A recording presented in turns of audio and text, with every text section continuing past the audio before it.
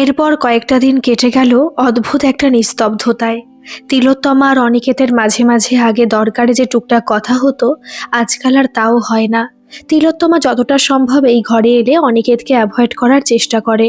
আর অনিকেতেরও সেই দিনের পর নিজের ব্যবহারের জন্য নিজের মধ্যে কেমন একটা লজ্জা তৈরি হয়েছে। তাই ও নিজেও আর তিলোত্তমাকে ঠিক ফেস করতে পারে না।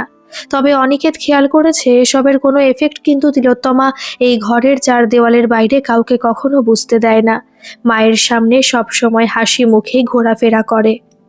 তখন অনিকেতের সাথেও সহজভাবে কথা বলে, তবে ঘরে এলেই এমনভাবে থাকে যেন দুজন পুরো অচেনা মানুষ। যাই হোক, এর মধ্যে অনিন্দ আবার একটা ফিল্ম ফেস্টিভ্যাল অ্যাটেন্ড করতে জার্মানি চলে গেছে স্ক্রিপ্ট লেখা মাঝপথে ছেড়ে। তাই দরজাল বউয়ের ডায়লগ রেডি হতে এখনও কিছুদিন ওয়েট করতে হবে ওদের। সেদিন এইসব ভাবতে ভাবতেই অফিস থেকে বাড়ি ফিরছিল অনিকেত। আজ রাত 11:30 বেজে গেছে ওর। অফিসে নতুন প্রজেক্টের জন্য এখন ভালো চাপ। এর মধ্যে পার্সোনাল লাইফেও এত ঝামেলা। এইসব রিয়েল লাইফ নাটক আর কতদিন কার পোষায়। তার মধ্যে তিলোত্তমা আরও একই ঘরে থেকেও দুটো শব্দ বলে না দুজন দুজনকে। তবে এই নিস্তব্ধতা নেওয়াটা আরও চাপের। এর থেকে অনিকেতকে যদি ওর সেই দিনের ব্যবহারের জন্য তিলোত্তমা দুটো উল্টোপাল্টা কথা শুনিয়ে দিত, তাহলে ব্যাপারটা অনেক সহজ হতো ওর কাছে। এই মেয়েটা সত্যি অদ্ভুত, ওর বোঝার বাইরে একদম। আজকাল মাঝে মাঝেই এইসব মনে হয় ওর। আসলে এত অদ্ভুত একটা পার্সোনালিটি, কিছু না বলেও যেন অনেক কিছু বুঝিয়ে দিতে পারে তিলোত্তমা। অনিকেতের এই সবের জন্য এক এক সময় ইচ্ছে হয় এই মেয়েটাকে একটু জানতে, ওর সঙ্গে কিছু কথা বলতে। তবে সেসব আর হয়ে ওঠে না কখনো। আসলে ওদের মধ্যে একটা অদ্ভুত কাচের দেওয়াল আছে, যেটা ভেদ করা অনিকেতের পক্ষে সম্ভব না। আর তিলোত্তমাকে এতদিনে যা বুঝেছে, সে নিজেও এই দেওয়ালটা ভাঙতে দেবে না কোনো দিন। আর ঠিকই, অনিকেত প্রথম থেকে নিজের যেরকম রূপ দেখিয়েছে, তারপর ওর সামনে কখনোই সহজ হওয়া যায় না। আর হয়তো তিলোত্তমা ওকে খুব খারাপ মেজাজি, রাগী, ইনসেনসিটিভই একটা মানুষ ভাবে, তাই এরকম অচেনা সেজে থাকে সারাক্ষণ। তবে এইসব ভাবনাগুলো ভেবে আজকাল অনিকেতের নিজের খুব অবাক লাগে নিজেকে নিয়ে। কোনো মেয়ে ওকে চিনল কি চিনল না, এইসব নিয়ে ওর কখনো এত চিন্তা আসবে মনে, এত থিওরি সাজাবে নিজে নিজে, এটা তো এই 2 বছরে আসলে কখনো মনে হয়নি। এতদিন তো নিজেকে খুব হিসেবি করে রাখতো, তবে আজকাল এই মেয়েটাকে দেখে যেন একটু বেহিসেবি ভাবে ভেবে ফেলে অনিকেত মাঝে মাঝে। এইসব এলোমেলো ভাবনার ভিড়ে সেদিন গাড়ি চালিয়ে বাড়ি ফিরছিল। তবে বাড়ির সামনের রোডটায় এসেই হঠাৎ খেয়াল করলো রাস্তার পাশ দিয়ে তিলোত্তমা চলে গেল হঠাৎ। একটু যেন দৌড়ে রাস্তাটা ক্রস করলো। এই দৃশ্য দেখে অনিকেত গাড়িটা দাঁড় না করে পারল না। এত রাতে এই মেয়েটা কোথায় যাচ্ছে এরকম হন্তদন্ত হয়ে। এর আগেও সপ্তাহে 3 দিন বেরোতো, তবে সেটা সন্ধ্যের সময়। এইসব চিন্তার ভিড়েই ও গাড়ি থেকে নেমে দেখলো ভিড় রাস্তার উল্টো দিকে তিলোত্তমা দাঁড়িয়ে। কেমন যেন এলোমেলো লাগছে ওকে। রাস্তা দিয়ে চলে যাওয়া হলুদ ট্যাক্সিগুলোকে হাত নেড়ে নেড়ে থামানোর চেষ্টা করছে প্রাণপণে। এইসব দেখে অনিকেত আর দাঁড়িয়ে থাকলো না, নিজেই গাড়ি ঘুরিয়ে রাস্তা ক্রস করে তিলোত্তমার সামনে গিয়ে হাজির হলো। তারপর গাড়ির কাঁচ নামিয়ে ওকে হঠাৎ দেখা দিয়ে বলল, কি হয়েছে তোমার, কোথায় যাবে? আমি নিয়ে যাচ্ছি, উঠে পড়ো গাড়িতে। কথাটা শুনে তিলোত্তমা যেন কি করবে ঠিক বুঝে উঠতে পারল না। এলোমেলো ভাবে আবার রাস্তার এদিক ওদিক তাকিয়ে নিল যে যদি কোনো খালি ট্যাক্সি পেয়ে যায় এখন। অনিকেত বুঝতে পারলো কাচের দেওয়ালটা তিলোত্তমাকে আটকে দিচ্ছে অনিকেতের সাথে একই গাড়িতে উঠতে। কিন্তু অনিকেত আর সেটা হতে দেবে না, ও নিজেই এবার এই দেওয়ালটা ভাঙার চেষ্টা করবে। তাই একটু জোর দিয়ে এবার তিলোত্তমাকে বলল, আমি অতটাও খারাপ নই যতটা বাইরে থেকে দেখে মনে হয়। আই রিকোয়েস্ট ইউ, প্লিজ গাড়িতে ওঠো। এইভাবে এত রাতে তোমার একা যাওয়াটা সেফ না। কথাটা শুনে এবার তিলোত্তমা রাস্তা থেকে চোখ সরিয়ে অনিকেতের দিকে তাকালো। তারপর 2 সেকেন্ড একটু ভেবে আর কোনো প্রশ্ন না করে উঠে পড়লো গাড়িতে।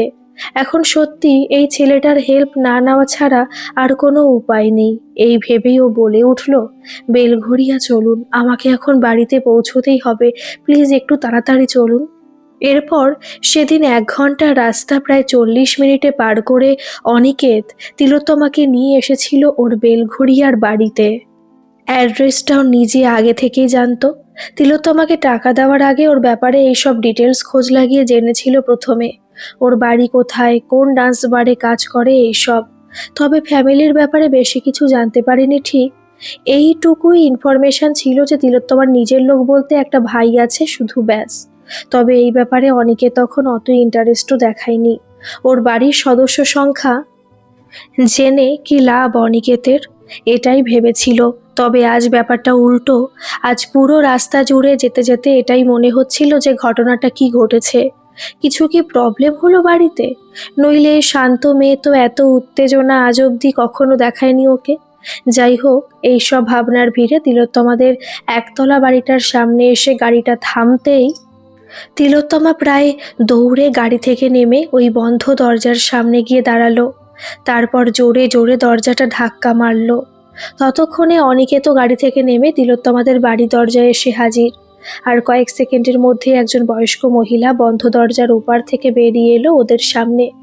তিলোত্তমা এবার যেন খুব ঘাবড়ে গিয়ে জিজ্ঞেস করলো, কি হয়েছে ভাইয়ের? আবার সেন্সলেস হয়ে গেছে নাকি? তুমি ডাক্তারকে কল করেছো দিদা?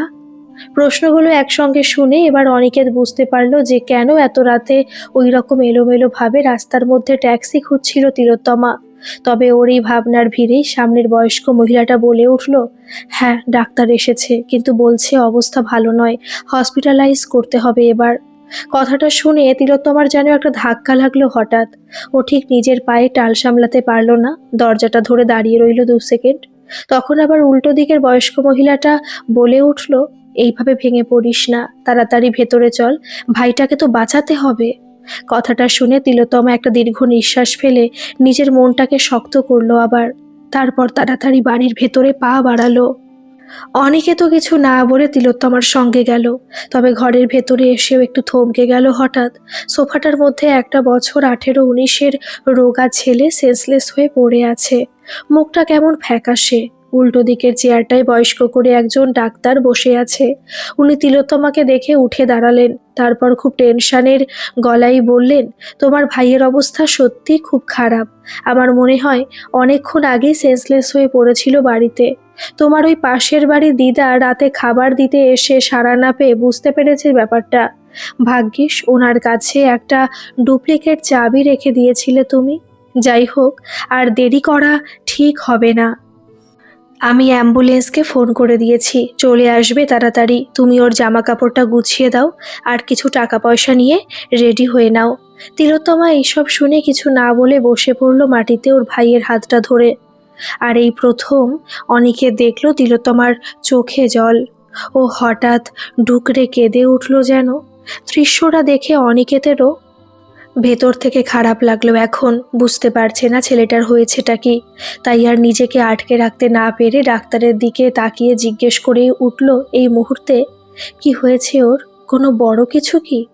ডাক্তার এবার আস্তে গলায় উত্তর দিল, হ্যাঁ বড় কিছুই। আসলে ওর হার্টে একটা ব্লকেজ আছে অনেক দিন ধরেই। একটা অপারেশন এবার ইমিডিয়েটলি করতে হবে, নইলে হয়তো আর বাঁচানো যাবে না। অনিকেত কথাটা শুনে অবাক হয়ে গেল। এইটুকু ছেলের হার্টে প্রবলেম কি করে সম্ভব? ডাক্তার ওর এক্সপ্রেশনটা দেখে হয়তো বুঝতে পেরেছিল ওর ভাবনাটা। তাই নিজে থেকেই আবার বলে উঠল, এই সবের জন্য কোনো বয়সের দরকার হয় না। আর ওর এই হার্টে প্রবলেমটা 2 বছর আগেই ধরা পড়েছে, কিন্তু অপারেশনের খরচ অনেক, তাই প্রপার ট্রিটমেন্ট সম্ভব হয়নি। তারই মধ্যে আমি চেষ্টা করেছিলাম যতটা মেডিসিন দিয়ে ব্যাপারটা থামিয়ে রাখা যায়। তবে এবার অপারেশন ছাড়া আর কিছু করার নেই। কথাটা শুনে অনিকেত থমকে গেলেও খেয়াল করলো তিলোত্তমা উঠে দাঁড়িয়েছে। তারপর বেশ দৃঢ় গলায় ও বলে উঠল, আমি তো আছি, অপারেশন হবে ওর। আমি ব্যাগে কিছু জামা ভাইয়ের গুছিয়ে নিচ্ছি, আপনি আর একবার অ্যাম্বুলেন্সকে কল করে দেখুন কত দূর এলো। সেদিন এরপর আর 10 মিনিটের মধ্যে অ্যাম্বুলেন্স চলে এসেছিল তিলোত্তমাদের বাড়িতে। তবে ভাইয়ের সঙ্গে অ্যাম্বুলেন্সে ওঠার আগে ও অনিকেতকে দেখে আস্তে গলায় বলেছিল, থ্যাঙ্কস আমাকে আজ বাড়ি অবধি পৌঁছে দেওয়ার জন্য, কিন্তু সরি আমি এখন আপনার সাথে ফিরতে পারবো না। ওর অপারেশনটা মিটুক, আমি তারপর কাল চলে যাব। আপনি আপনার মাকে কিছু একটা বলে প্লিজ একটু বুঝিয়ে দেবেন, আসছি। কথাটা শুনে অনিকেতের খুব অদ্ভুত লেগেছিল এবার। ঠিক কতটা অমানুষ ভাবলে কেউ কাউকে এই পরিস্থিতিতে এরকম কথা বলে? অনিকেত কি তাহলে এতটাই খারাপ? কথাটা মনে আসতেই ও এবার একটু জোর দিয়ে বলেছিল, আসছি মানে? আমিও তো যাচ্ছি হসপিটালে। এইভাবে এত রাতে তোমাকে একা ছেড়ে দেবো নাকি? আর কাল আমরা একসঙ্গে বাড়ি ফিরবো। মাকে যা বলার আমি বলে দেব। এখন তাড়াতাড়ি অ্যাম্বুলেন্সে যাও ভাইয়ের কাছে, আমি গাড়ি নিয়ে আসছি। অনিকেতের মুখে এইসব শুনে এই প্রথম আজ তিলোত্তমা অবাক হলো। নিষ্পলকভাবে ওর দিকে 2 সেকেন্ড না তাকিয়ে পারল না। যাই হোক, এরপর অ্যাম্বুলেন্স 7 ঘন্টার মধ্যে হসপিটালে পৌঁছে গেছিল সেদিন। তিলোত্তমা সারাটা রাস্তার ভাইয়ের হাতটা শক্ত করে আগলে রেখেছিল। আজ কেমন মনে হচ্ছিল ছেড়ে দিলেই হয়তো ভাই আর ফিরবে না, অনেক দূরে চলে যাবে কিছু না বলে। আসলে ছোটবেলায় ভাই হওয়ার সময় তো মা মারা যায়। তখন ওর কত বয়স হবে? 8 বছর। তখন থেকেই ও এইভাবে আগলে রাখতো ভাইকে। আর ভাইও তো একই কাজ করতো সারাক্ষণ। বাবা যখন মদ খেয়ে এসে ঝামেলা করতো, মারতে আসতো তিলোত্তমাকে, গালিগালাজ করতো, তখন তো এই এক ভাই ওর সামনে কেমন দেওয়াল হয়ে দাঁড়িয়ে থাকতো রোজ। নিজের ছোট্ট রোগা শরীরটা দিয়ে বাবাকে আটকানোর চেষ্টা করতো প্রাণপণে। এর জন্য তো ভাইকেও কম মার খেতে হয়নি। ওই রাতটা আজও স্পষ্ট মনে আছে তিলোত্তমার। সেদিন বাবার সাথে মনে হয় কারোর ঝামেলা হয়েছিল সন্ধেবেলা, তাই মেজাজ আরও খারাপ ছিল। তার উপরে মদের নেশা। তিলোত্তমার কাছে রাতে বাড়ি ফিরে জল চেয়েছিল লোকটা, আর সেটা দিতে 5 মিনিট দেরি হয়েছিল বলেই কোমরের বেল্টটা খুলে মারতে শুরু করেছিল ওকে। একবার দুবার বারবার মেরে মেরে ওর সারা শরীরটা লাল করে দিচ্ছিল বাবা। সেই দিন যদি না ভাই মাঝখানে থাকতো, তাহলে হয়তো নেশার ঘোরে তিলোত্তমাকে শেষই করে দিত লোকটা। ও আসলে নিজে অনেক চেষ্টা করেও যখন বাবাকে থামাতে পারেনি, তখন চিৎকার করে পাড়ার লোকজনকে জড়ো করে বাবাকে আটকেছিল। যদিও ততক্ষণে তিলোত্তমা নেতিয়ে পড়েছিল পুরো। অত মার খেয়ে রাতে প্রচণ্ড জ্বর এসে গিয়েছিল ওর। যন্ত্রণায় ছটফট করছিল সারাক্ষণ বিছানায়। তখন তো সারা রাত জেগে ভাই ওর পাশে বসেছিল, আর ঠিক এইভাবে আগলে রেখেছিল ওকে। আজ যতবার ভাইয়ের দিকে তাকাচ্ছে, ততবার শুধু ওই পুরনো দিনগুলো চোখের সামনে ভেসে উঠছে ওর। ইস, এত শরীর খারাপ নিয়েও ছেলেটাকে এতদিন একা একা থাকতে হয়েছে বাড়িতে। ভাগ্যিস পাশের বাড়ি দিদা ছিল, ছোটবেলা থেকে দেখেছে ওদের, তাই হয়তো এত ভালোবাসে। সকাল সন্ধে খোঁজ নেয়, খাবার দিয়ে যায় ভাইকে। সেই জন্যই তো তিলোত্তমা এই কাজটা নেওয়ার সাহস পেয়েছিল। তবে ওর শরীরটা যেখানেই থাক, মনটা ওর ভাইয়ের কাছেই পড়ে থাকতো সারাক্ষণ। আজ এই সব ভাবনার ভিড়ে কিছুতেই যেন হাত পা কাজ করছে না আর। আসলে এক এক সময় আর লড়ার শক্তি থাকে না মনে। নিজের সব থেকে কাছের মানুষটা যখন হসপিটালের বেডে স্যালাইন, অক্সিজেন, ওষুধের ভিড়ে একটু একটু করে শেষ হয়ে যাচ্ছে বলে মনে হয়, তখন হাত পা অবশ হয়ে আসে। তবে এই মুহূর্তে তিলোত্তমা খেয়াল করেছে অনিকেতকে। ওই রুড অভদ্র লোকটা হঠাৎ কারোর বিপদ হলে কেমন ঝাঁপিয়ে পড়তে পারে নিজে থেকে, সেটা তিলোত্তমা আজ দেখলো। ব্লাড অ্যারেঞ্জ করা থেকে শুরু করে ওষুধ কিনে আনা, অপারেশন হওয়ার আগে সমস্ত অফিসিয়াল কাগজ সাইন করা, সবকিছুই অনিকেতই করেছিল ওর হয়ে। তাই আজ হঠাৎ এই খারাপ সময় তিলোত্তমার মনে হলো কেমন এতদিনের অচেনা লোকটা আজ হয়তো একটু চেনা হলো ওর কাছে। বার ডান্সার বলে ওকে বিশ্বাস করে না ঠিকই, কিন্তু আজ যদি এভাবে এসে পাশে না দাঁড়াতো, তাহলে সবকিছু একা সামলাতে গিয়ে শেষ হয়ে যেতে হতো তিলোত্তমাকে। যাই হোক, এইসব চিন্তার আড়ালেই প্রায় 4 ঘন্টা কেটে গেছে হসপিটালে। এতক্ষণে অপারেশন কমপ্লিট হয়েছে ওর ভাইয়ের। আইসিইউতে শিফট করার পর ডাক্তার এসে বলল যে অপারেশনটা নিতে পারলেও সেন্স আসতে এখন টাইম লাগবে।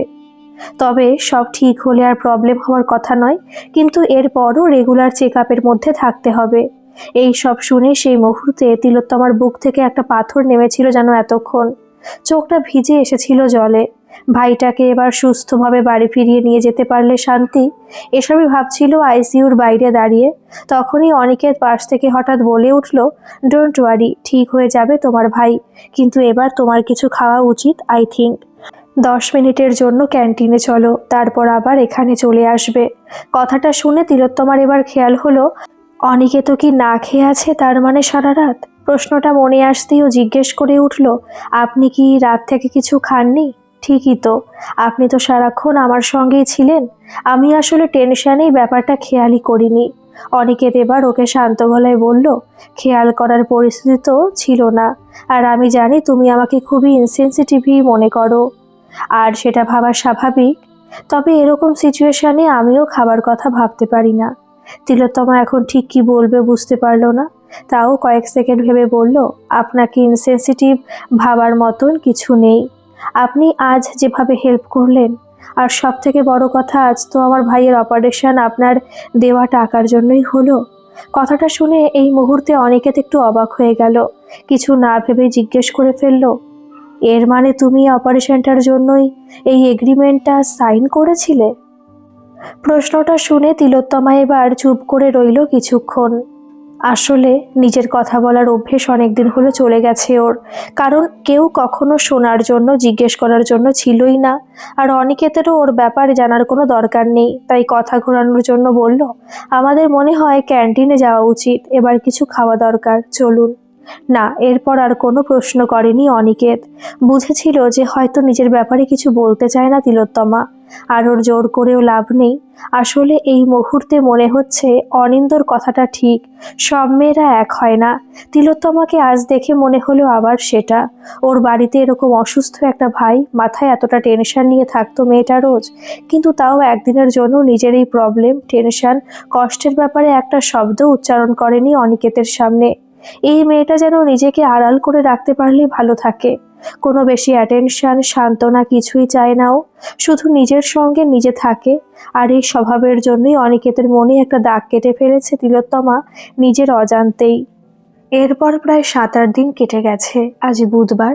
অনিকেতের আজ অফিসে এসে হঠাৎ মনে পড়ে গেল তিলোত্তমার ভাইয়ের কথা। ছেলেটার আর কি বা বয়স হবে, এর মধ্যে এত বড় একটা অপারেশন হয়ে গেল। কথাটা ভেবে একটু খারাপ লাগছিল ওর। সেদিন সেন্স আসার পর তিলোত্তমার সঙ্গে কেবিনে ওর ভাইকে দেখতে গিয়েছিল অনিকেত, তবে কোনো কথা হয়নি। আসলে কোনো কথা বলার অবস্থায় তো ছিল না ছেলেটা, শুধু চোখ খুলে তাকিয়েছিল ব্যাস। কিন্তু তারপর আর দেখা হয়নি ওকে। অনিকেতের অফিসেও চাপ চলে এলো খুব, আর তাই যাওয়া হয়নি হসপিটালে। তবে এ কদিন যদিও তিলোত্তমার কাছ থেকে ওর ভাইয়ের খোঁজ খবর নিয়েছে রোজ, কিন্তু আজ অফিসে চাপটা কম থাকায় নিজেরই ইচ্ছা হলেও ছেলেটাকে একবার দেখে আসার। নার্সিংহোমে এই 11টা থেকে 12টা অবধি একটা ভিজিটার্স টাইম আছে না, সেই সময় যাবে তাহলে। এইসব ভেবেই সেদিন গাড়ি নিয়ে বেরিয়ে পড়েছিল অনিকেত অফিস থেকে। তবে নার্সিংহোমে পৌঁছে তিলোত্তমার ভাইয়ের কেবিনের সামনে আসতেই পাটা থমকে গেল হঠাৎ। কেবিনের ভেতরে 3-4 জন গুন্ডার মতন দেখতে লোক দাঁড়িয়ে।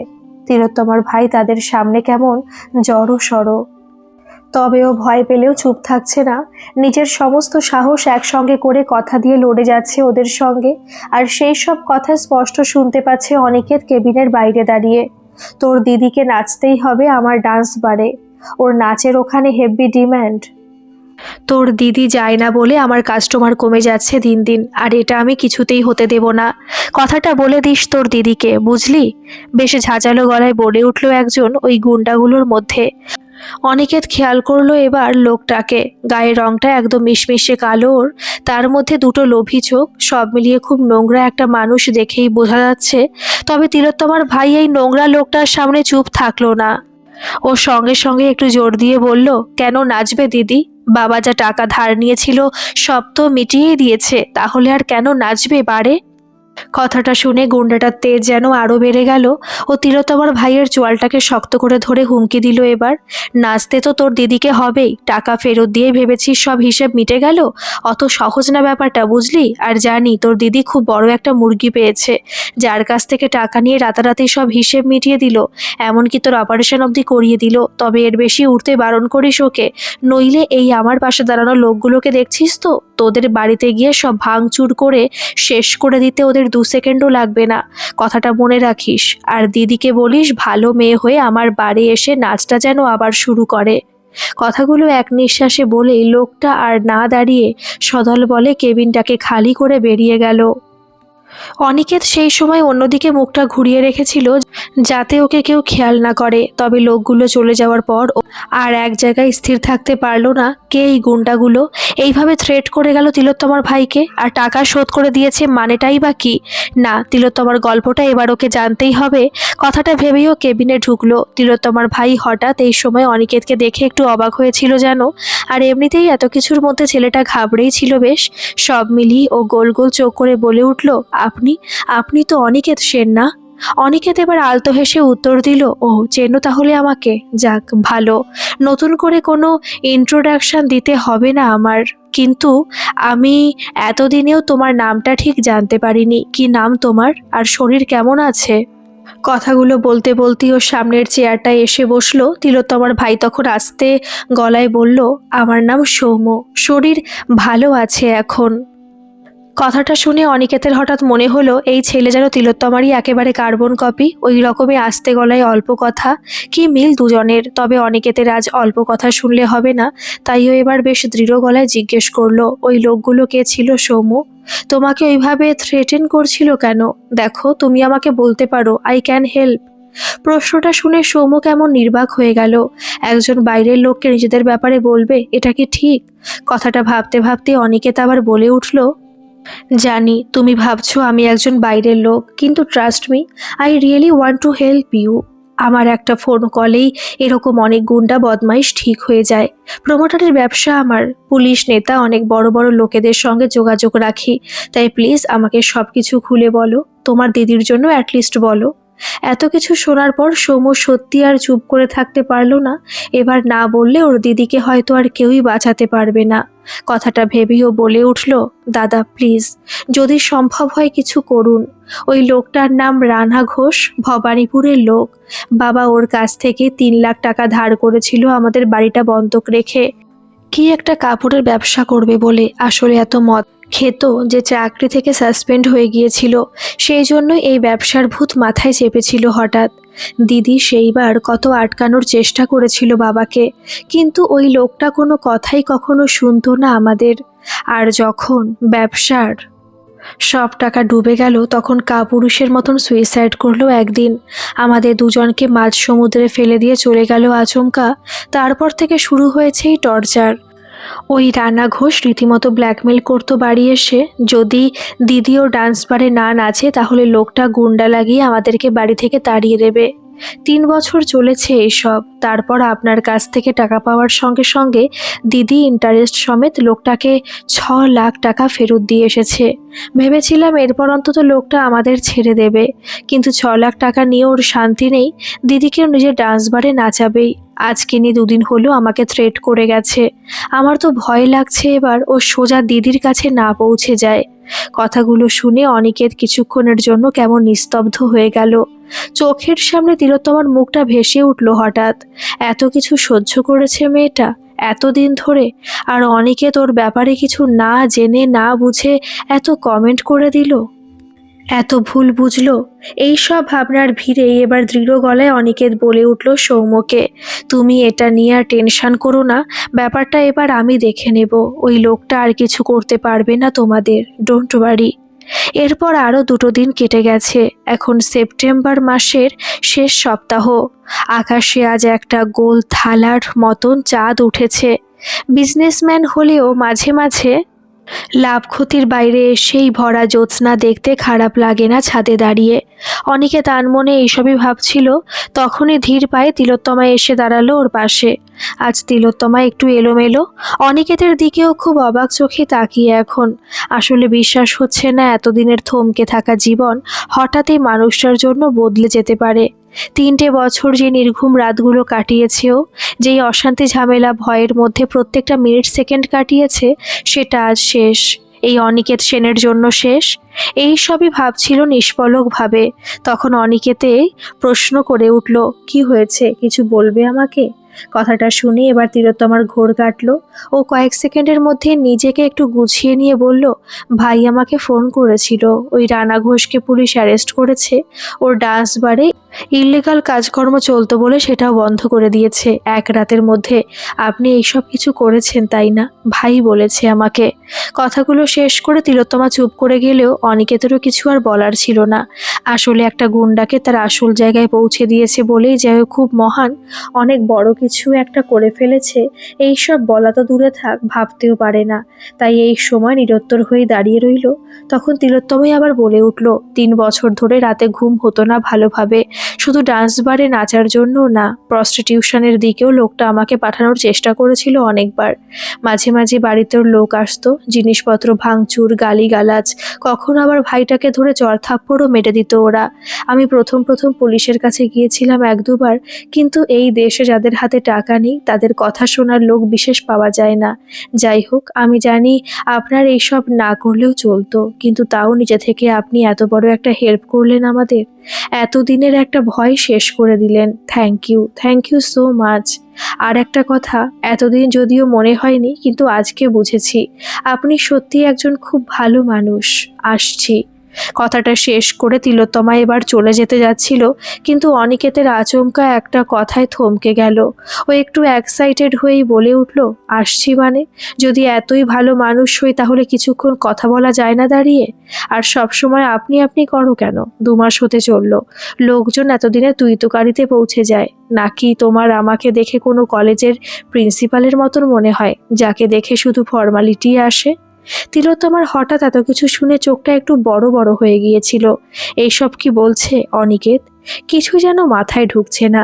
তাও কিছু কথা ভেবে বলল, না মানে ওরকম কিছুই না, আপনাকে আমি এমনি আপনি বলি, মানে আর কি বলবো। অনিকেত এবার একটু দৃঢ় গলায় উত্তর দিল, আমি যেমন তোমাকে তুমি করে বলি, তুমিও আমাকে তাই বলবে, বুঝলে?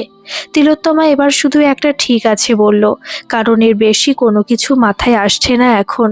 এই রকম গম্ভীর চুপচাপ থাকা লোকটার হঠাৎ কি হলো এটাই বুঝতে পারছে না ও। তখন অনিকেতই আবার বলে উঠল অন্য আর একটা কথা, আচ্ছা তুমি কতদূর পড়াশোনা করেছো? খুব অদ্ভুত, আমরা এতদিন ধরে একসঙ্গে আছি কিন্তু কেউই কারোর ব্যাপারে খুব একটা জানি না। এনিওয়েজ, আমি ইঞ্জিনিয়ারিং কমপ্লিট করে MBA করেছি। তুমি হায়ার সেকেন্ডারি অবধি পড়েছো তো? তুমি যদি চাও তোমার ফার্দার স্টাডিজের ব্যবস্থা আমি করে দিতে পারি, মানে এইসব নাটক পর্ব মিটলে তুমি পড়াশোনা কমপ্লিট করে কোনো চাকরি করতে পারো। কথাগুলো একসঙ্গে বলে অনিকেত এবার থামলো। তিলোত্তমা যদিও এত কথার মানে এখনো খুঁজে পায়নি, তাও উত্তর দিল আস্তে গলায়, আমার কমার্স ছিল হাই সেকেন্ডারিতে, আমি ইকোনমিক্সে মাস্টার্স করেছি। অনিকেত কথাটা শুনে এবার যেন একটু শক খেলো, চোখগুলোর আপনা আপনিই বড় হয়ে গেছে। এই মেয়ে তো পুরো সারপ্রাইজ প্যাকেজ, কোনো কিছু যেন ভাবনার সাথে মেলেই না ওর ব্যাপারে। 2 সেকেন্ড এইসব ভেবেই অনিকেত বলে উঠল, তুমি এত পড়াশোনা জানো, তুমি চাকরি খোঁজোনি? তিলোত্তমা এটা শুনে এখন একটু যেন থমকে গেল, তবে এরপরও আলতো হেসে উত্তর দিল, খোঁজার আর সুযোগ পেলাম কই? রেজাল্ট বেরোনোর পরের দিনই বাবা সুইসাইড করলো, আর তারপরে তো হুমকি, শাসানি, এইসব শুরু ওই লোকটার। আমি যদি ওর বাড়ি না নাচতাম বাড়িটা খালি করে দিতে হতো। তাই পড়াশোনা, চাকরি করার ইচ্ছা সব কিছু ভুলে গিয়ে বার ডান্সার হওয়াটাই ঠিক বলে মনে হয়েছিল। তবে একটা কথা, আমার যাই কারণ থাক, তবে এই প্রফেশনটাকে সত্যি যারা নিজেদের ইচ্ছায় রুজি রোজগার হিসেবে চুজ করে তাদের কিন্তু আমি খারাপ ভাবি না। চুরি ডাকাতি না করে নেচে নিজের পেট চালানোটা আর যাই হোক আমার কাছে কোনো অসম্মানের কাজ না। কথাটা এবার অনিকেতের কেমন ভেতর থেকে লাগলো। তিলোত্তমা যে 2 কথাই ওর ভুলটা ওকে ধরিয়ে দেবে এটা ভাবেনি। সত্যিই তো এতদিন এই সাধারণ কথাটা ও রিয়েলাইজই করেনি।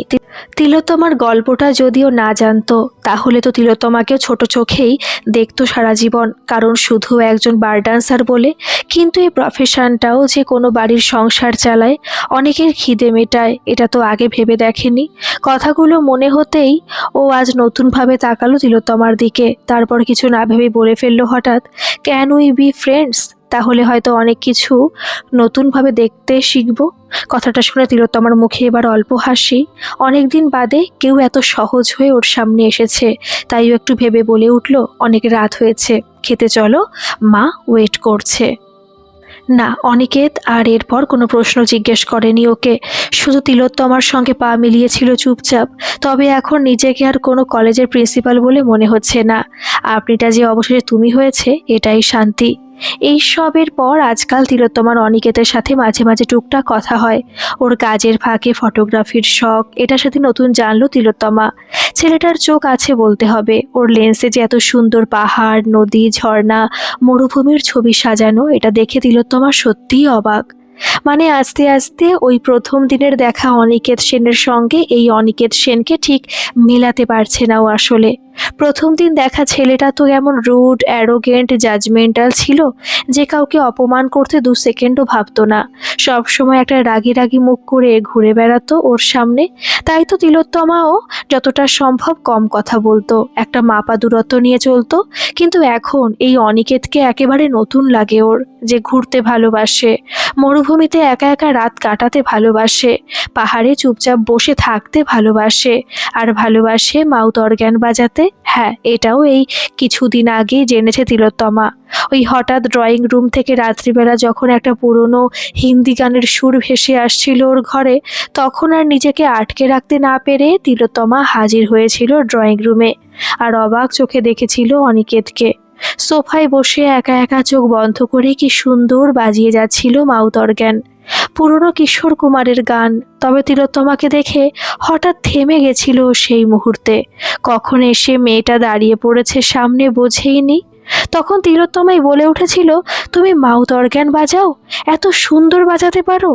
অনিকেত কথাটা শুনে অল্প হেসেছিল, তারপর একটু ভেবে বলেছিল, কলেজের টাইম থেকেই বাজাই। কেন, তোমার ভালো লাগে শুনতে? তিলোত্তমা প্রশ্নটা শুনে ঘাড় দুলিয়েছিল। আসলে এই সুরটা ওর খুব পছন্দের। মা যখন বেঁচে ছিল, বাবা তো তখন কোনো নেশা করতো না, সব সময় হাসি খুশি, মন খোলা একটা মানুষ ছিল। তখন বাবা এই মাউথ অর্গ্যান বাজাতো, আর ছোট্ট তিলোত্তমা চুপচাপ বসে শুনতো এই সুর। সেদিন অনিকেতকে দেখে এইসব পুরনো কথাই মনে পড়ে যাচ্ছিল ওর। তবে অনিকেত সেদিন বেশ কিছুক্ষণ তিলোত্তমার জন্য মাউথ অর্গ্যান বাজিয়েছিল। তিলোত্তমার পছন্দের অনেক গান শুনিয়েছিল ওকে। সত্যি এইসব ভাবলে অবাকই লাগে ওর। এই রকম একটা ছেলে যে এত বড় বিজনেসম্যান, এত ভালো মানুষ, তাকে তো যে কেউ বিয়ে করতে রাজি হয়ে যাবে। তাহলে যে কেন অনিকেত এরকম একটা অদ্ভুত নাটক করতে গেল কে জানে। অনিন্দ স্ক্রিপ্ট লিখে কালকে ওকে দিয়েছে সেটা মুখস্থ করার জন্য। তিলোত্তমার সেই জন্য কাল থেকে মনটা একটু খারাপ। আসলে অনিকেতের মা এত ভালো মানুষ, তার সঙ্গে ওই রকম অসভ্যের মতন ব্যবহার করতে ওর মোটেও ভালো লাগবে না।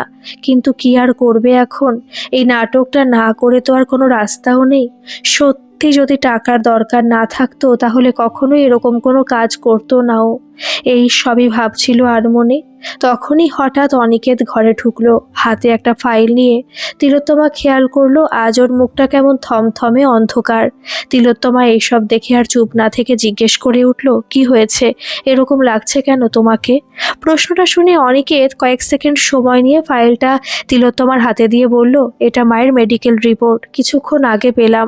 নার্ভের প্রবলেমটা আরও বেশি ক্রিটিক্যাল হয়ে গেছে এখন। ডাক্তার বলেছে কোনো রকম মেন্টাল প্রেশার নিতে পারবে না মা, আর যদি কোনো রকম ইমোশনাল ট্রমা এখন আসে তাহলে নার্ভাস ব্রেকডাউন হয়ে যেতে পারে। আমার মনে হয় আমাদের এই সময় কোনো নাটক করার দরকার নেই। তোমাকে আসলে মা খুব ভালোভাবে, তুমি খারাপভাবে বিহেভ করলে সেটা মায়ের কাছে একটা শকই হবে। তাই তার বদলে তোমার যদি আরও বেশি টাকা লাগে আমি দিতে রাজি আছি, কোনো প্রবলেম নেই। কিন্তু এখনই এইসব নাটক, দরজাল বউয়ের অ্যাক্টিং কিছু করা ঠিক হবে না, প্লিজ। কথাগুলো বলে অনিকেত এবার থামলো তিলোত্তমার উত্তরের আশায়। কিন্তু এই প্রথম তিলোত্তমা একটু রেগে অনিকেতকে বলল, টাকার কথা তোলার কি খুব দরকার ছিল? আর আমি কি এতটাই ইনসেনসিটিভ যে একটা মানুষ অসুস্থ জেনেও তাকে উল্টোপাল্টা কথা বলে হার্ট করব? ফার্স্টলি আমাকে আর কোনো টাকা দেওয়ার দরকার নেই, তোমার অলরেডি অনেক হেল্প করেছো। আর সেকেন্ডলি আমি নিজের সব সময় চেষ্টা করব তোমার মাকে খুশি রাখতে। আর একটা কথা, আমি জানি না কিসের জন্য তুমি নিজের লাইফে এরকম অদ্ভুত একটা নাটকের শুরু করেছিলে, কিন্তু এইভাবে দিনের পর দিন নিজের মাকে মিথ্যে বলাটা কোনো গুণের কাজ না। কথাগুলো শুনে অনিকেত চুপ ছিল সেই সময়ে। তিলোত্তমা খেয়াল করেছিল ওর থমকে যাওয়া মুখটা যেন কোনো পুরনো জায়গায় লেগে গেছে ওর, যে জায়গাটা সবার আড়ালে একদম নিজের করে রাখা থাকে। এরকম কোনো পুরনো যন্ত্রণা মনে পড়ে গেছে ওর। তিলোত্তমা ঠিক বুঝতে পারলো না। তবে বেশিক্ষণ আর অনিকেত সেই সময় ওর সামনে দাঁড়ালো না, চলে গেল ঘর থেকে চুপচাপ নিরুত্তর হয়ে। তাহলে কি তিলোত্তমা ওকে এমন কিছু বলে ফেললো যেটা না বলার ছিল? প্রশ্নটা মনে রয়ে গেল সেদিন ওর। তবে রাত্রিবেলা ঘড়ির কাঁটা 11টা ছুলেও যখন অনিকে তার ঘরে ফিরল না, তখন আর তিলোত্তমা চুপচাপ বসে থাকতে পারলো না একা একা। এর মানে ও যা ভেবেছিল সেটাই ঠিক। সকালে হয়তো এভাবে কথাগুলো বলা উচিত হয়নি অনিকেতকে। কে কোন পরিস্থিতিতে কি কাজ করে সেটা তো সত্যি না জেনে বোঝা সম্ভব না। আর অনিকেতকে তো ও এতদিন ধরে দেখছে। অনিকেত নিজের মাকে সত্যি খুব ভালোবাসে। ইচ্ছে করে নিজের মাকে হার্ট করার কথাও কখনো ভাবতেও পারবে না। তার মানে হয়তো এই নাটকটার পেছনে অন্য কোনো কারণ আছে, যেটা তিলোত্তমার অজানা। এই সব সাত পাঁচ ভাবনার ভিড়েই অনিকেতকে খুঁজতে খুঁজতে ওদের পুরনো ঠিকানা ছাদে গিয়ে হাজির হয়েছিল। আর এসে দেখেছিল ছেলেটা চুপচাপ অন্ধকার মধ্যে বসে আছে এখানে, সবার থেকে দূরে। তবে তিলোত্তমা এই একাকিত্বের মধ্যে গিয়েই ওর সামনে দাঁড়িয়েছিল। তারপর আস্তে গলায় বলেছিল, সকালের জন্য সরি, আর ইচ্ছে হলে আমাকে শেয়ার করতে পারো, আর শেয়ার করাটা উচিত। তুমি তো আমার ব্যাপারে সব জানো, আমার ইতিহাস ভূগোল সমস্ত কিছু, তাহলে নিজেরটা লুকোনো তো ঠিক না। কথাটা শুনে অনেকক্ষণ বাদে অনিকেত অল্প হেসেছিল সেদিন। তারপর নিস্তব্ধতা ভেঙে বলেছিল, সরি বলার কিছু নেই, আমি জানি আমি ভুল করছি এইরকম একটা নাটক করে দিনের পর দিন। আসলে 2 বছর আগে যদি ওই ঘটনাটা না ঘটতো তাহলে হয়তো এইভাবে ভাবতাম না কখনো। লাইফটাকে নিজের এত কমপ্লিকেটেড করতাম না। তানিশার সাথে 2016 জানুয়ারিতে আমার বিয়েটা একদম ফাইনাল হয়ে গিয়েছিল। তার আগে 5 বছর রিলেশন ছিল। অন্ধের মতন বিশ্বাস করতাম ওকে, যখন যা বলতো তাই করতাম। কত ব্ল্যাঙ্ক চেকে এমনি সাইন করে দিয়েছি, কত মডেলিংয়ের অফার পাইয়ে দিয়েছি নিজের সোর্স কাজে লাগিয়ে। ভাবতাম আসলে আমার যা কিছু সব আমাদের। এখন যদিও ভাবলে হাসি পায় এসব। তবে বিয়ের আগের দিন তানিশা যখন জাস্ট একটা মেল করে বম্বে চলে গিয়েছিল বিয়ে ভেঙে, আমার ফোন কল মেল কোনো কিছু রিপ্লাই না করে, সেদিন হাসি পাইনি, বরং নিজেকে স্টুপিড মনে হয়েছিল। পৃথিবীর সব থেকে বড় স্টুপিড, যাকে এত ইজিলি ঠকানো যায়। কথাগুলো এক নিঃশ্বাসে বলে অনিকেত থেমেছিল এবার। তবে সেই মুহূর্তে ওর মুখটার আগে কষ্টে কেমন ফ্যাকাশে হয়ে গিয়েছিল যেন। তিলোত্তমা খেয়াল করেছিল ওর মুখটা, আর ওর ভেতরে থাকা কষ্টটাও এই প্রথম। তারপর কিছু না ভেবে জিজ্ঞেস করে উঠেছিল, কিন্তু বিয়ে ভাঙলো কেন তানিশা? কোনো কারণ তো নিশ্চয়ই থাকবে। মানে এইভাবে কেউ কি করে এতদিনের সম্পর্ক ভেঙে দেয়? কথাটা শুনে অনিকেত আবার অল্প হেসেছিল। তারপর দৃঢ় গলায় বলেছিল, দেয় ভেঙে কিছু লোক, যাদের কাছে রিলেশনশিপ মানে ইনভেস্টমেন্ট, তাদের কাছে এই ভাঙা গড়াটা কোনো বড় ব্যাপার না। তানিশার একটা বড় অফার এসেছিল বম্বে থেকে মডেলিংয়ের, আর সেই সব ছেড়ে বিয়ে করাটা ওর ঠিক বলে মনে হয়নি। আর তার ওপরেই মডেলিং এজেন্সির ওনারও তানিশাকে হঠাৎ খুব ইম্পর্টেন্স দিতে শুরু করলো। কিন্তু তানিশার যদি বিয়ে হয়ে যেত তাহলে ইম্পর্টেন্সটা তো নিশ্চয়ই কমে যেত ওর। তাই এত ঝামেলার থেকে বিয়ের আগের দিন মেল করে বম্বে চলে যাওয়াটাই অনেক সহজ মনে হয়েছিল। আর ইনফ্যাক্ট আমার মায়ের নার্ভের প্রবলেমটাও সেই সময় থেকেই শুরু। অতজন আত্মীয় স্বজনের সামনে বিয়ে ভেঙে যাওয়ার অপমানটা মা নিতে পারেনি পুরোপুরি। সেন্সলেস হয়ে গিয়েছিল সেই দিন। যাই হোক, এইসবের পর বিয়ে রিলেশনশিপ নিয়ে আমার নতুন করে ভাবার পসিবল ছিল না। কিন্তু আমার মাকে তো এটা কোনোভাবেই বোঝানো সম্ভব না। বাঙালিদের মধ্যে আসলে বিয়েটা নিয়ে অদ্ভুত একটা সফট কর্নার থাকে মনে। আমার মাও তাই আরেকবার আমার বিয়ে দেওয়ার জন্য উঠে পড়ে লেগেছিল। সেই জন্যেই অনিন্দর কথা শুনে এইসব নাটক শুরু করলাম। কথাগুলো বলতে বলতে আপনা আপনি একটা দীর্ঘ নিঃশ্বাস চলে এসেছিল যেন অনিকেতের। আসলে কিছু ধাক্কা মানুষের জীবনে এমন হয় যেটা চাইলেও কখনো ভোলা যায় না। তানিশার হঠাৎ চলে যাওয়াটা অনিকেতের কাছে সেরকমই একটা ধাক্কা। তবে এই সবের মাঝে তিলোত্তমা হঠাৎ বলে উঠল ওকে, যে তোমার মতন মানুষকে ছেড়ে দিতে পারে দীর্ঘশ্বাস তার ফেলা উচিত, তোমার না। আর চিন্তা করো না, তোমার মা একদম ঠিক হয়ে যাবে। আর যতদিন না ঠিক হচ্ছে আমি এখানেই থাকবো, একদম লক্ষ্মীমন্ত বউ হয়ে। কথাটা শুনে অনিকেতের মুখে হাসি, একটা নিশ্চিন্ত হাসি। আসলে কেন জানে না, তিলোত্তমার ওপর একটা অদ্ভুত ভরসা তৈরি হয়েছে ওর। মনে হচ্ছে তিলোত্তমা যখন বলেছে তার মানে মা নিশ্চয়ই ঠিক হয়ে যাবে।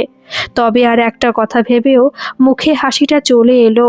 এই প্রথম কারোর চোখেও দামি, এটা জেনে ভালো লাগলো হঠাৎ। সেই দিনের পর কেটে গেছে প্রায় 6 মাস। তিলোত্তমা এই সময়ের ভিড়ে মাঝে মাঝে নাটক আর বাস্তবের মধ্যে তফাৎ করতে ভুলে যায় আজকাল। মাঝে মাঝে মনে হয় সত্যি হয়তো অনিকেতের সাথে বিয়েটা কোনো কন্ট্রাক্ট না, বাস্তব। আসলে এই কমাসে এই ছেলেটার জীবনের এত কাছাকাছি চলে এসেছে তিলোত্তমা। ওর অফিসের কাজের চাপ, কোনো ছোটোখাটো ব্যাপারে টেনশন থেকে হঠাৎ পাওয়া ছোট কোনো আনন্দ, সব কিছু না বলতেই শেয়ার করে অনিকেত ওর সঙ্গে। তারপর কখনো উইকেন্ডে নিজে থেকে সিনেমা টিকিট বুক করে দেওয়া, তো কখনো কোনো ভালো রেস্টুরেন্টের ডিনার। তিলোত্তমাকে না জানিয়ে এইসব প্ল্যান করে ফেলে অনিকেত। মাঝে মাঝে মনে হয় অনিকেতের এই হিসেব না করা সময়ের ওপর অধিকার আছে তিলোত্তমার। মনে হয় এই একসঙ্গে কাটানো মুহূর্তগুলো শুধু ওদের দুজনের, এখানে আর কারোর কোনো ভাগ নেই। আসলে কখন যে এই চিন্তাগুলো মনে এসে জমলো, তিলোত্তমা নিজেও ঠিক বুঝতে পারেনি। হয়তো সেই দিন যখন তিলোত্তমার ভাইকে অনিকেত খুব ভালো একটা কলেজের ফর্ম তুলে এনে দিয়েছিল, অ্যাডমিশনের সব ফর্মালিটি তারপর নিজের দায়িত্ব নিয়ে কমপ্লিট করেছিল, অথবা সেই সব সময় যখন অনিকেতও তিলোত্তমার সাথে ডাক্তারের চেম্বারে যেত প্রত্যেকবার নিজে থেকে ওর ভাইয়ের চেক আপের জন্য, নাকি সেদিন ওই শপিং মলে তিলোত্তমা যেবার পুজোর কেনাকাটি করতে গিয়েছিল অনিকেতের সঙ্গে, আর হঠাৎ ওর দেখা হয়ে গিয়েছিল বাড়ির একজন বেশ পুরনো কাস্টমারের সঙ্গে। লোকটা বছর 50-এর মতন হবে হয়তো, বেশ বড় একটা পোস্টে চাকরি করে নাকি। ওকে শপিং মলে শাঁখা সিঁদুর পরে দেখে বেশ চমকে গিয়েছিল যেন। তারপর অনিকেতের মতন লোককে ওর পাশে দেখে তো আরও অবাক হয়েছিল। বুঝতে পারছিল না এত বড় বিজনেসম্যানের সঙ্গে এই মেয়েটার বিয়ে হয় কি করে। নিজের ব্যাপারে কোনো মিথ্যে বলে ফাঁসায়নি তো এই ছেলেটাকে। এই সব সাতপাঁচ ভেবে তাই নিজে যেচে পড়েই অনিকেতের সামনে এসেছিল উপকার করতে। তিলোত্তমা যে বার ডান্সার এই সত্যিটা ওকে বলতে। কেমন নোংরা নজরে দেখেছিল সেদিন লোকটা ওকে। তারপর বেশ কিছু কথা সাজিয়ে বলেছিল, আপনার ছবি দেখেছি পেপারে, অনেক বিজনেস ম্যাগাজিনে। আপনি মেয়েটার খবরে কি করে পড়লেন বুঝতে পারছি না। আমি শিওর নিশ্চয়ই কোনো গল্প দিয়েছেও আপনাকে। কথাগুলো অনিকেত সেদিন বুঝতে পারেনি ঠিক হুট করে, তাই একটু অদ্ভুতভাবে তাকিয়েছিল লোকটার দিকে, আর তিলোত্তমার চোখটা লজ্জায় নিচে নেমে যাচ্ছিল আপনা আপনি। তবে সেই মুহূর্তে লোকটা কথা না থামিয়ে বলতে থাকলো, আসলে এইসব টাইপের মেয়েরা তো ছেলে ফাঁসাতে ওস্তাদ। কোনো ক্লাস না থাকলে যা হয়, ওই রুক্মিণী বলে ডান্স বারে নাচতো তো আগে রোজ, তারপর মনে হয় বারটা বন্ধ হয়ে যাওয়ায় এইসব নাটক শুরু করেছে। দেখুন, আপনার মতন এত বড় বিজনেসম্যানকে দেখে মনে হলো একটা উপকার করে যাই, তাই যেচে পড়ে বলতে এলাম। আমার কথায় বিশ্বাস না হলে আপনি খোঁজ নিয়ে দেখতে পারেন। এরম মেয়েরা যে কোথায় কোথায় কি করে বেরিয়েছে। না, কথাটা আর শেষ করতে দেয়নি এবার অনিকেত। কলারটা ধরে লোকটার গালে সপাটে একটা থাপ্পড় মারতে গিয়েছিল, কিন্তু তিলোত্তমা সেই মুহূর্তে ওর হাতটা এসে ধরায় কাজটা আর কমপ্লিট করতে পারেনি। তবে সেই সময় শপিং মলের আশেপাশে লোকজনের চোখ ওদের দিকে চলে এসেছিল এই দৃশ্য দেখে, আর লোকটাও কেমন থতমত হয়ে গিয়েছিল যেন আচমকা। সেই সময় অনিকেত ওর কলারটা না ছেড়েই বলেছিল, আর একটা ওয়ার্ড এরপর বললে আমি সিকিউরিটি ডেকে আপনাকে মল থেকে বার করে দেব। আগে একটা মেয়েকে সম্মান করতে শিখুন, তারপর তার ক্যারেক্টার অ্যানালাইসিস করতে আসবেন। আর বয়স তো ভালোই হলো, তাও নজরটা বদলাতে পারলেন না। আপনিও নিশ্চয়ই যেতেন রুক্মিণী বারে মদ খেয়ে মেয়েদের নাচ দেখতে, নইলে তো আপনার এইসব জানার কথা নয়। আপনার এইরকম ক্যারেক্টারের কথা আপনার বাড়ির লোকদের বললে ভালো লাগবে তো, একটু ভেবে দেখবেন। কথাটা কমপ্লিট করে অনিকেতা দাঁড়ায়নি ওখানে এক সেকেন্ড। তিলোত্তমার হাতটা শক্ত করে ধরে ভিড় কাটিয়ে বেরিয়ে এসেছিল দোকানের বাইরে। তবে তিলোত্তমা খেয়াল করেছিল সেই সময় অনিকেতের মুখে জমে থাকা রাগটা ওর অপমানে অনিকেতের মুখের রং পাল্টে যেতে পারে। সেদিন প্রথম জেনেছিল তিলোত্তমা, আর অদ্ভুত একটা ভালো লাগা এসে ভিড় করেছিল ওর মনে। আসলে কেউ তো কখনো এত শক্তভাবে পাশে এসে দাঁড়ায়নি আগে, তাই হয়তো এই ছেলেটা হাজার বারণ সত্ত্বেও ওর মনে একটা জায়গা দখল করে নিয়েছিল, যেটা কন্ট্রাক্টে লেখা শর্তগুলোর থেকে একেবারে আলাদা, একদম নিজের মনের গভীরে শর্তবিহীন একটা জায়গা। কিন্তু এই সব ভাবনা যতবার এসে ভিড় করে তিলোত্তমা তখন আবার নিজের মনকে বোঝায় যে যেটা ভাবছে সেটা ভুল। যতই অনিকেতের মাকে একদম নিজের মায়ের মতন লাগুক, যতই এই ছেলেটার সঙ্গে দিনের পর দিন থাকতে থাকতে একটা মায়ায় জড়িয়ে যাক, কিন্তু আসলে এইসব একটা কল্পনাই। অনিকেতের মা সুস্থ হলে যেটা শেষ হয়ে যাবে। তবে একটা ব্যাপার ভেবে খুব অদ্ভুত লাগে আজকাল, তিলোত্তমা তো অনিকেতের মাকে একদম সময় মতন ওষুধ খাওয়ায়, ডাক্তারের চেক আপে নিয়ে যায়, সব সময় খুশি রাখার চেষ্টা করে। তাহলে এতদিন বাদেও কেন কোনো ইমপ্রুভমেন্ট হচ্ছে না রিপোর্টে? প্রত্যেক মাসে অনিকেত কেমন অন্ধকার মুখে ওর সামনে আসে, মায়ের নার্ভের কন্ডিশন একই, এরকম কথাই শুনতে হয় সবসময় ওকে। কিন্তু এটা কি করে সম্ভব? তাহলে কি ডাক্তার কোনো ভুল ট্রিটমেন্ট করছে? কথাটা এক দুবারও অনিকেতকে বলেছে, তবে অনিকেত এই ব্যাপারে ওই এক ডক্টর সামন্তর ওপরই ডিপেন্ড করে। অনিকেতের মতে ইনি হচ্ছেন কলকাতার বেস্ট নিউরোলজিস্ট, এ কখনো ভুল ট্রিটমেন্ট করতেই পারে না। তবে এই এত মাস বাদেও কাল যখন অনিকেত ডাক্তারের রিপোর্ট নিয়ে ফিরে ওই পুরনো একই কথা বলল যে ওর মায়ের কেসে কোনো ইমপ্রুভমেন্ট নেই, তখন আর তিলোত্তমা মনে মনে চুপ থাকতে পারল না। এবারও ঠিক করেছে নিজে যাবে ডাক্তারটার সাথে কথা বলতে। কিন্তু অনিকেতকে এই ব্যাপারে কিছু জানায়নি আগে থেকে। আসলে জানালেই ওকে কোনো না কোনোভাবে আটকে দেবে ছেলেটা। কি অদ্ভুত এই 6 মাসে। তিলোত্তমা এই ব্যাপারটাও খেয়াল করেছে যে ডাক্তারের রিপোর্টটা আনার সময় অনিকেত কখনো তিলোত্তমাকে সঙ্গে নেয় না। তিলোত্তমা নিজে অনেকবার ওর সঙ্গে যেতে চেয়েছে, কিন্তু কোনো না কোনো অজুহাত দেখিয়ে থামিয়ে দিয়েছে ওকে। এইসব ভেবেই সেদিন ও ঠিক করলো কাউকে কিছু না জানিয়ে নিজে একাই যাবে ডাক্তারের কাছে। এই ভেবেই সকাল 11টার অ্যাপয়েন্টমেন্টটা নিয়েছিল তিলোত্তমা ডাক্তারের, আর সময় মতন হাজিরও হয়েছিল হসপিটালে। তবে যাওয়ার সময় বুঝতে পারেনি এত বড় একটা সত্যি জেনে বাড়ি ফিরবে। ভাবতেই পারছে না যে এটাও সম্ভব। অনিকেত এতদিন ধরে এইভাবে মিথ্যে বলেছে ওকে। আসলে যদি ডাক্তার শুধু মুখেও বলতো তাহলে হয়তো বিশ্বাস হতো না তিলোত্তমার। তবে যখন ডাক্তারটা নিজে অনিকেতের মায়ের সমস্ত মেডিকেল রিপোর্টের কপি ওর হাতে ধরিয়ে দিল, তখন বুঝতে পারলো যে অনিকেতও মিথ্যে বলতে পারে, দিনের পর দিন ধরে ওকে সাজানো কথা শোনাতে পারে। আসলে 6 মাস আগে অনিকেতের মায়ের নার্ভের অবস্থা সত্যি খুব খারাপ ছিল, কিন্তু তারপর আস্তে আস্তে সেটা অনেক ইমপ্রুভ হয়েছে। আর এখন তো কোনো ভয়েরও কারণ নেই, নার্ভাস ব্রেকডাউন হওয়ার চান্সও অনেক কম। কিন্তু অনিকেত এতদিন ধরে এই সমস্ত কথা জাস্ট লুকিয়ে গেছে তিলোত্তমাকে। প্রত্যেক মাসে ওকে একটা ফেক রিপোর্ট হাতে ধরিয়ে দিয়ে বলেছে মা অসুস্থ। তিলোত্তমার যেন কোনো মাথা কাজ করছিল না এত কিছু জেনে। কেন করলো অনিকেত এইরকম ওর সাথে? অনিকেত জানে না তিলোত্তমা ওর মাকে কতটা ভালোবাসে, কতটা কেয়ার করে, আর তারপরেও এইরকম কথাগুলো কি করে এসে বলতে পারলো ওকে? প্রশ্নগুলো মনে নিয়ে সেদিন সোজা হসপিটাল থেকে অফিসে গিয়েছিল অনিকেতের তিলোত্তমা। আজ এতদিনের মিথ্যের একটা উত্তর দিতেই হবে ওকে। এইসব ভেবেই সোজা ওর কেবিনে এসে হাজির হয়েছিল। আজ অফিসে অনিন্দ এসেছে অনিকেতের সাথে দেখা করতে। ওর ঘরেই বসেছিল ও। তবে তিলোত্তমা এটা দেখেও নিজের রাগটা সামলাতে পারল না। অনিন্দর সামনে অনিকেতের হাতে মেডিকেল রিপোর্টের ফাইলটা ধরিয়ে দিয়ে বলে উঠল, এইসবের মানে কি? 6 মাস ধরে তুমি আমাকে মিথ্যে বলছো? তোমার মার ফেক মেডিকেল রিপোর্ট এনে দেখাচ্ছ আমাকে? কেন, কি লাভ হলো এইসব করে? অনিকেত এই সময় হঠাৎ একটু ঘাবড়ে গিয়েছিল। কয়েক সেকেন্ড চুপ করে মূর্তির মতন দাঁড়িয়েছিল। তারপর কিছু কথা সাজিয়ে বলল হঠাৎ, মিথ্যে না বললে এই মিথ্যে বিয়েটা টিকিয়ে রাখা যেত না, তাই বলেছি। আর সেই জন্য আমার কোনো রিগ্রেট নেই। তুমি যদি একটু মন থেকে ভেবে দেখতে তাহলে নিজেই বুঝে যেতে কারণটা। তিলোত্তমা এই কথাগুলো শোনার জন্য ঠিক তৈরি ছিল না এখন। অনিকেত এরকম বেহিসেবি কথা বলছে কেন সত্যি বুঝতে পারছে না।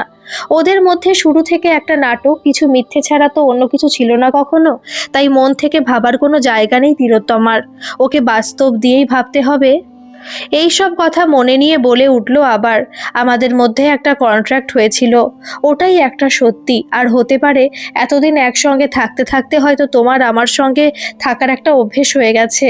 আমার সাথে কথা বলা, সব প্রবলেমস শেয়ার করা, এই সবের অভ্যেস।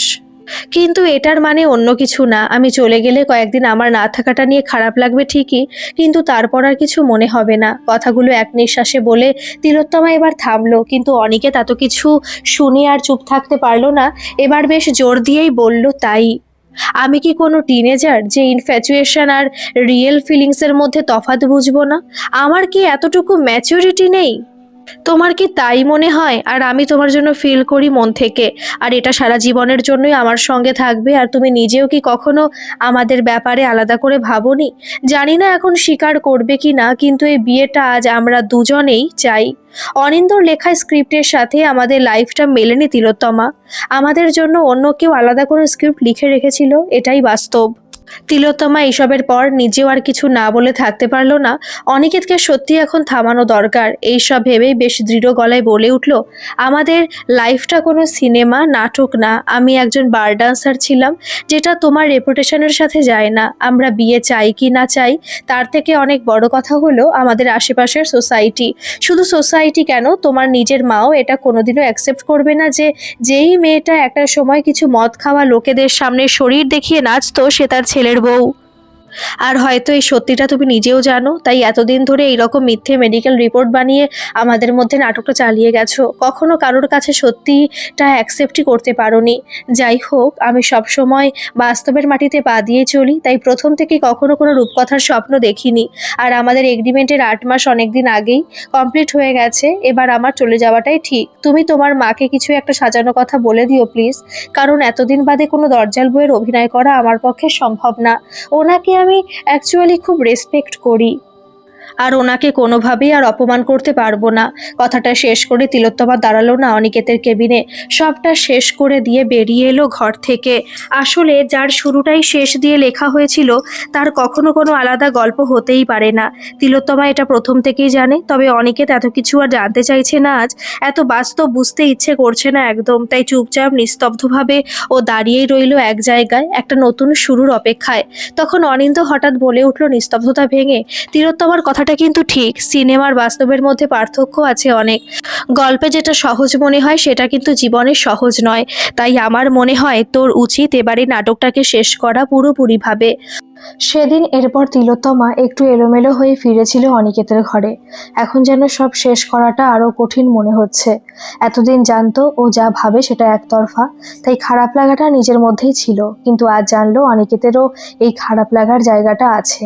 যা ভাবতো, যা ফিল করতো, সেটা একতরফা না। অনিকেতেরও মনে সেই ফিলিংস, সেই টানটা আছে। আর এত কিছু জেনে কি করে যাবে এখান থেকে? শেষ করে দেব বলাটা যত সহজ, করাটা কি ততটাই সহজ? তাহলে কি তিলোত্তমার চোখটা এই মুহূর্তে ভিজে আসতো বারবার? এই গল্পটার শুরুর থেকে তৈরি হওয়া সমস্ত মুহূর্তগুলো একসঙ্গে ভেসে উঠতো মনের মধ্যে। হাত পা শরীর মন সবকিছু অবশ হয়ে যাওয়ার মতন লাগতো না ঠিক এখন। এই সবই ভাবছিল আনমনে। ঘন্টার পর ঘন্টা খেয়াল করেনি ঘড়ির কাঁটা ঠিক কখন 11টার ঘরে গিয়ে আটকে গেছে আজ। আসলে জীবনটা থমকে গেলে সময়ও হয়তো এইভাবে থমকে যায় চারিদিকে, আর আমরা এইভাবেই চুপ হয়ে যাই নিজের মধ্যে। এইসব ভাবনার ভিড়েই হঠাৎ সেদিন দরজা খোলার আওয়াজ হলো ঘরে। তিলোত্তমা খেয়াল করলো অনিকেত এসেছে, কেমন কঠিন থমথমে একটা মুখে। তবে তিলোত্তমারও আজ সকালের পর কিছু আর বলার ছিল না, তাই নিস্তব্ধই রইল ওর সামনে। তবে অনিকে চুপ না থেকে বলে উঠল, আমি তোমার কথাগুলো নিয়ে অনেক ভেবেছি। তুমি ঠিকই বলেছিলে, একটা মিথ্যে গল্পকে চালিয়ে নিয়ে যাওয়ার আর কোনো মানেই হয় না। আমি মাকে যা বোঝানোর বুঝিয়ে দেব, আর আমাদের কন্ট্রাক্ট তো বেশ কিছুদিন আগেই শেষ হয়ে গেছে, তাই তুমি ফ্রি। তুমি এইসব শেষ করে দিতে পারো, আর আটকাবো না। কথাগুলো শেষ করে অনিকে তা দাঁড়ালো না, ঘরটা ফাঁকা করে দিল আবার। হয়তো তিলোত্তমাকে একটু সময় দিতে চেয়েছেও, নিজের মতন করে গুছিয়ে নেওয়ার জন্য। তবে তিলোত্তমা আর ঠিকভাবে গোছাতে পারলো না নিজেকে।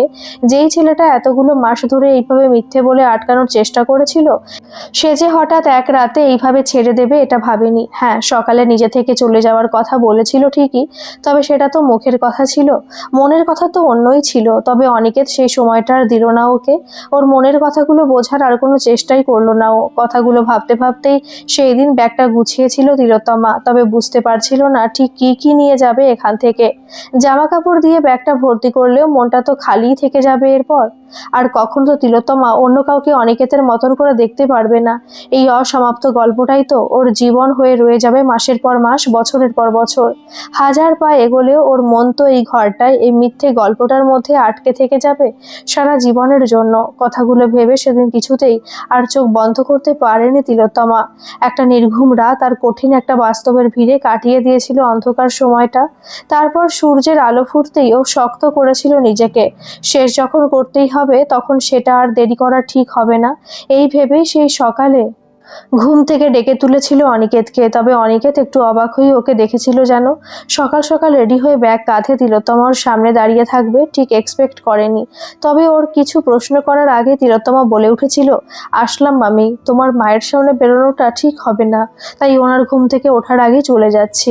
যাই হোক, এতগুলো দিন মনে থাকবে সব সময়, আর যেই হেল্পগুলো তুমি আমাকে করছো সেটাও মনে থাকবে। আর সত্যি কিছু বলার নেই, ভালো থেকো। কথাটা শেষ করে তিলোত্তমা এবার চলে যাচ্ছিল, আর এক সেকেন্ডও ওয়েট না করে। তবে যেতে পারলো না ঠিক, থমকে গেল হঠাৎ যখন অনিকেত ওর হাতটা শক্ত করে ধরলো। আর তিলোত্তমার কিছু বোঝার আগেই বলে উঠলো, হয়ে গেছে, শেষ যা বলার ছিল। তবে সব ডিসিশন তো তুমি একা নিতে পারবে না, আর আমি যখন তোমার হেল্প করেছি এত, তখন কিছু কথা তো আমার শুনতেই হবে তোমাকে। মায়ের সাথে দেখা করেই তবে তুমি এই গল্পটাকে এখানে শেষ করতে পারবে। কথাটা বলে অনিকেতা দাঁড়ালো না, তিলোত্তমাকে নিয়ে সোজা ওর মায়ের ঘরে দরজায় গিয়ে ধাক্কা দিল। সত্যি তিলোত্তমার বোঝার বাইরে এই ছেলেটা। ও যে কি চায়, কেন এইসব করছে, কিছুই মাথায় আসছে না। তিলোত্তমা কি করে ফেস করবে অনিকেতের মাকে এখন? ওর সত্যিটা জেনে অনিকেতের মা যখন ওর দিকে একটা নোংরা দৃষ্টিতে তাকাবে, সেটা নিতে পারবে তিলোত্তমা? যখন ওর ক্যারেক্টার নিয়ে খারাপ কথা বলবে, তখন সহ্য করতে পারবেও? এই অপমানগুলো সঙ্গে নিয়ে পুরো লাইফটা কাটিয়ে দিতে পারবে নিজের? কথাগুলো যেন কিছুতেই ভাবতে পারছে না, আর ভেতর থেকে শেষ হয়ে যাচ্ছে এই মুহূর্তে। এই সবই ভাবছিল এক মনে, তখনই অনিকেতের মা দরজাটা খুলল। তবে যা ভেবেছিল সেটার ঊর্ধ্বে উঠে অনিকেত হঠাৎ একটু উত্তেজিত হয়ে বলে উঠলো এবার ওর মাকে, তুমি বোঝাও এবার যা বোঝানোর, আমার দ্বারা আর সম্ভব না। আমি ভেবেছিলাম আজ উকিলের কাছ থেকে রেজিস্ট্রি পেপার তৈরি করে এনে ওনাকে সারপ্রাইজ দেব, কিন্তু সকালবেলা উঠে আমি নিজেই সারপ্রাইজড হয়ে গেলাম, একদম ব্যাগ গুছিয়ে রেডি চলে যাওয়ার জন্য। তাও অ্যাটলিস্ট ভদ্রতা করে ডেকেছিল ঘুম থেকে আমায়, নইলে তো আর পাত্তাই পেতাম না। তিলোত্তমা কথাগুলো কোনো মানেই খুঁজে পেল না এখন। অনিকেত সব কি বলছে ওর মাকে? কথাগুলো ভাবতেই অনিকেতের মা বলে উঠলো এবার, এত সহজ নাকি চলে যাওয়া? মানছি কন্ট্রাক্টের বিয়ে ছিল, তবে নিয়ম পালন তো করা হয়েছিল সবার সামনে। সিঁদুর পরা, মালা বদল সবই হয়েছিল, এইসব এক রাতেই শেষ? না, তিলোত্তমা এইসব শুনে আর চুপ থাকতে পারলো না। অবাক চোখে অনিকেতের মায়ের দিকে তাকিয়ে প্রশ্ন করে উঠল, তুমি এইসব কি করে জানলে আমাদের বিয়ের ব্যাপারে? কাল রাতে আমার গুণধর ছেলে আর তার বিখ্যাত চলচ্চিত্র পরিচালক বন্ধু এসে বলেছে। এক কথায় উত্তর দিল অনিকেতের মা, কিন্তু তিলোত্তমা এই উত্তর শুনেও যেন ঠিক কোনো মানে খুঁজে পেল না। কি বলেছে ওরা ওনাকে? আবার কি কোনো মিথ্যে সাজানো কথা বলেছে তিলোত্তমার ব্যাপারে? নইলে অনিকেতের মা তো এত সহজে ওর সত্যিটা অ্যাকসেপ্ট করবে না। কিন্তু না, সেরকম কিছু হলে তিলোত্তমা আর চুপ থাকবে না, এইসবই ভাবছিল। তখন অনিকেতের মা আবার বলে উঠলো, কি ভাবছিস? আমি কি ভাবছি তোকে নিয়ে? তোর বাবার ঘটনা, তোর পরিস্থিতি, তোর ভাইয়ের কথা সব জেনেও ভাবছিস আমি বুঝবো না কেন তুই বারে নাচতে গিয়েছিলিস? তিলোত্তমা এইসব শুনে ভেতর থেকে যেন নিস্তব্ধ হয়ে গিয়েছিল, ঠিক জানে না কেন। অনিকেতের মা ওর আসল সত্যিটা জেনে গেছে বলে ওর চোখটা কেমন আপনা আপনি নিচে নেমে এসেছিল হঠাৎ। একটা ভয় এসে ঘিরে ধরেছিল ওকে। এই সমাজ, তার আশেপাশের লোকজন একজন বার ডান্সারকে যেই নজরে দেখে, সেই নোংরা খারাপ নজরটার ভয়। আজ থেকে অনিকেতের মাও ওকে সেই নজরে দেখবে না তো? কথাটা মনে আসতেই অনিকেতের মা আবার বলে উঠল, যারা টাকা উড়িয়ে বাড়ি এসে মদ খায়, হল্লা করে একটা মেয়ের নাচ দেখে, তাদের যদি কোনো লজ্জা না থাকে, তাহলে সেই কাজটা করে তোরও কোনো লজ্জা পাওয়ার দরকার নেই। আসলে একটা সময় বিয়ের আগে আমার বাড়ির অবস্থাও খুব খারাপ ছিল। টাকার চিন্তা কি আমি বুঝি, খিদের জ্বালাও সহ্য করেছি দিনের পর দিন। তাই আমার কাছে অন্তত চুরি ডাকাতি ছাড়া অন্য কোনো কাজই ছোট নয়। কথাটা শেষ করে অনিকেতের মা তিলোত্তমাকে জড়িয়ে ধরলো এবার। নিজের করে নিল সারা জীবনের জন্য, অনিকেতের জন্য। কিন্তু তিলোত্তমা এখনো ভেতর থেকে নিস্তব্ধ। বিশ্বাস হচ্ছে না ঠিক যে ওর জীবনে সবকিছু ঠিক হয়ে যেতে পারে। গল্প আর বাস্তবটা মিলেমিশে একাকার হয়ে যেতে পারে। যার সাথে মনে হয়েছিল সারা জীবন একটা মাপা দূরত্ব রেখে চলতে হবে, সে হঠাৎ সব দূরত্ব কাটিয়ে ওর একদম সামনে ধরাছোঁয়ার মধ্যে চলে আসতে পারে। তাই আজ কিছু না বলেই মুহূর্তটার সঙ্গে নিজেকে এক করে নিচ্ছিল তিলোত্তমা। তবে অনিকেত তো এই সময় চুপ ছিল। ওর হিসেবে জীবনে এইভাবে একটা গল্প চলে আসবে হঠাৎ, আর ওর সবকিছু এলোমেলো করে দেবে, এটা তো আসলে কল্পনাও করেনি। তাই নিষ্পলক দৃষ্টিতে তাকিয়েছিল নিজের গল্পের দিকে, তিলোত্তমার দিকে। কিন্তু সেদিন ওদের বিয়ের রেজিস্ট্রিতে এসে সব থেকে বেশি খুশি হয়েছিল অনিন্দ। এই গল্পের শুরুটা তো ওরই হাত দিয়ে। যদিও দজ্জাল বইয়ের স্ক্রিপ্টটা বেকার এক্সট্রা খেটে লিখতে হলো, যেটা আলটিমেটলি কোনো কাজে লাগলো না, তবে এই নিয়ে কোনো আফসোস নেই, কারণ হ্যাপি এন্ডিং ওর অনেক বেশি পছন্দের। গল্পটি কেমন লাগলো অবশ্যই কমেন্ট করে জানাবেন, আর ভালো লাগলে একটা সাবস্ক্রাইব করে আমার পাশে থাকবেন। ধন্যবাদ।